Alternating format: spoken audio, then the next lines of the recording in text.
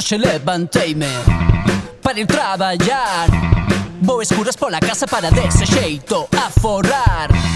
Pero nin tan mal, vai moi ben a cousa. Díxome aquel tipo que vendía gasosas. Sí.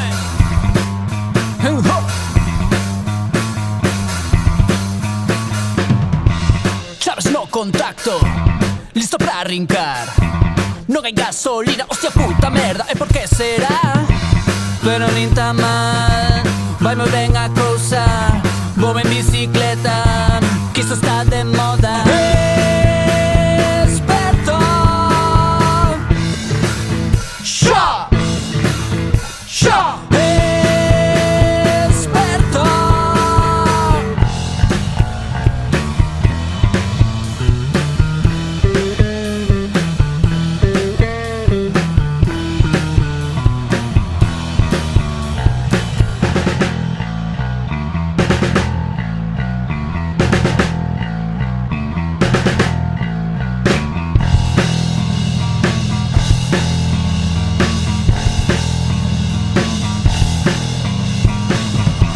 A menos 4 graus, sentado no sofá, con 5 matas por enriba, ainda así, como coa pingar.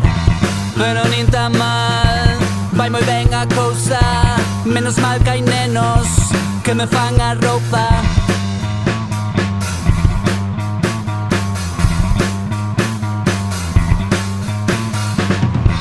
Xa chegou a finde, toca descansar.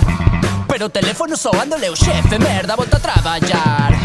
Pero nin tan mal, vai moi ben a cousa. Xa descansarei cando vai a fosa.